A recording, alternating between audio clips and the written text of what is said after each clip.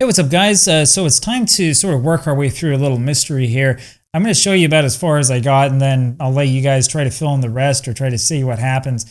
1908 was a little bit odd in baseball history, and I think you'll understand why here in a second. So it's actually a little bit more about 1907 than 1908. This is from the Sporting News, May 21st, 1908. This first column here on the left side, this is part of the editorial page here, page 4. The Washington Writers in Baseball the National Commission for imposing a fine of $25 in each case on the Washington club for disposing of Anderson and Hayden while not in the service of that club in violation of Rule 33. Proceedings were deposed as ex parte and and the charge was, and so on and so forth. The long story here is that Washington was fined a certain amount of money by the American League for disposing of two players who, as we're going to find out, really didn't want to be there in the first place. I don't really blame them either. So you can see here as we try to zoom in, it doesn't get much easier to see. I mean, I have no idea what this word up here is. There are a whole bunch of other words that are very, very difficult to read. This is in part due to the nature of these old Sporting News scans from 1908 and from that time period. They're not very good quality. It's also in part due to the type of typeset that was used back then. But fortunately, we have a lot of other newspaper sources for them, so we can go figure out what the heck is going on, kind of. So this is what I did. I did a quick search over on newspapers.com and just saw what I came up with. And I came up with this article here. This is from the Washington Times, May 16th, 1908, page 9. So President Ban B. Johnson of the American League is in town, and we get a little more light on a dark subject. In the first place, he disclaims all responsibility for the nasty crack the National Commission made at manager Joe Kdenlive when it recently fined the Washington club $50 for disposing of Anderson and Hayden when they were under suspension for jumping the club. The commission refused to fine the players on the ground that they were justified in leaving because of the verbal abuse they had sustained from Kdenlive. In a talk with President Noyes of the Washington Club, Mr. Johnson produced a letter he had written Chairman Gary Herman of the National Commission, protesting against the decision.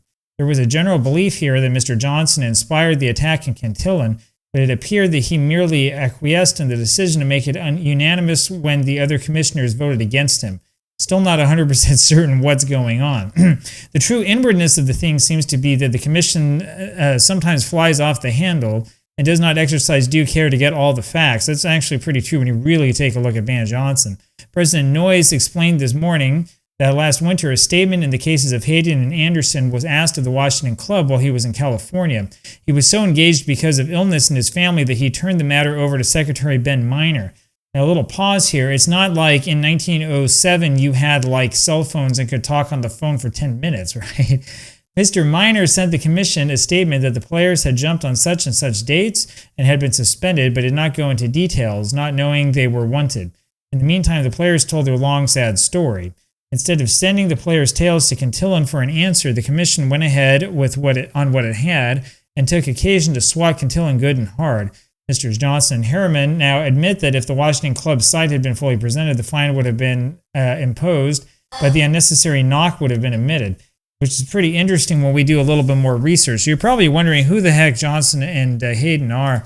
First of all, we got to look at the 1907 Nationals or Senators. We look at the 1908 team, neither of those players are listed. The 1908 team was not exactly great. We know that because we're playing with it in the replay, right?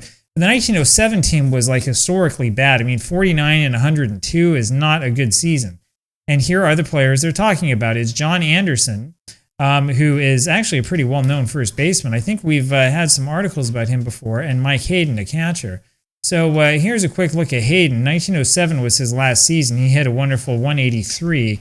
And you have to wonder why anybody would feel sorry for him. I mean, if I were his manager, I probably would also be abusing him as well, given that woeful batting average for a team that was simply awful. There's no Sabre information about Hayden. If you click here on the BR bullpen and check the thing out, there's nothing in here except that his obituary stated that he died from curvature of the spine caused by baseball injury. So, I mean, it's possible. Maybe that's what happened in 1907. I have no idea. All I know is that this guy never hit very well. He hit over 200 once, and that was in, 43 at-bats in 1901 for the Cardinals. And they were a pretty bad team that year. So, not a lot of evidence that this guy was really a major league caliber player. Now, the other interesting one, though, is this man, John Anderson. Anderson was, I believe, the first Major League Baseball player born in Norway. When you read about him, you get confused as to whether he was born in Norway or Sweden, but that has a lot to do with international politics. We won't worry about that too much here. Anderson was one of those players. The reason why I know about him is he was one of the players who jumped to the American League. He jumped over there actually in 1900, so before 1901 started. He left the Brooklyn Superbas and went on to much greener pastures and ended up sort of resurrecting his career as a result. He was, interestingly enough, one of those players who was on Washington originally before the Washington team was gutted and everybody was moved to Brooklyn. So now you know the rest of the story.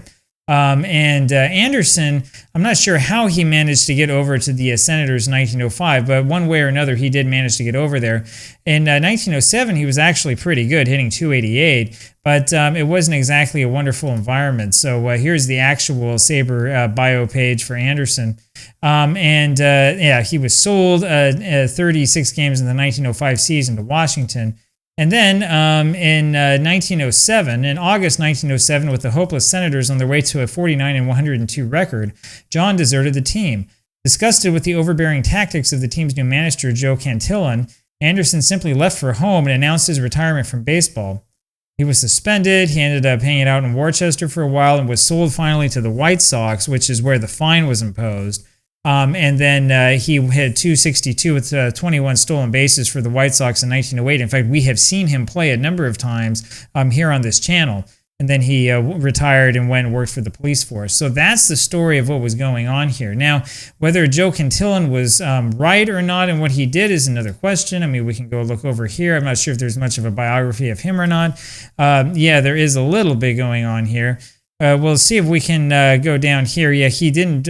He managed Washington from 1907 to 1909. Had a winning percentage of .347. Never finished higher than 7th in an 8-team league. Lost 100 games twice. But he should be credited for uncovering and guiding the early career of Walter Johnson, so he gets a little bit of credit. But that's pretty much about it. He ended up being fired as manager of Washington after the 1909 season. Anyway, so some interesting stuff there. I'm still not 100% sure I understand what these shenanigans were that they were talking about. I can tell you the way I would research them is I would go into newspapers from 1907 in Washington and see what they were saying around the time these guys disappeared. Now, if you want to know when these guys disappeared, that's actually pretty easy to find. You just look at the game logs. So we look at Anderson's batting game logs, and we can see that, yeah, after August 1st, he, was nowhere to be seen. I mean, he wasn't exactly hitting horribly either. He was hitting just a hair under 300 for a team that was totally abysmal, but I just think that he had enough and just wanted to leave. So there's that end of the bargain. Now, as far as Hayden's concerned, we can do the same thing and just go take a look. And yeah, it was a little bit later, a couple of weeks later in August that he disappeared. I'm guessing that these two probably didn't really have that much to do with each other. I mean, it's possible. I don't know. But Hayden was from Missouri. And Anderson was from where? Well, I mean, he was from Norway, but he kind of grew up and was living in Worcester, Massachusetts. So I would really be surprised if these two guys had anything to do with each other.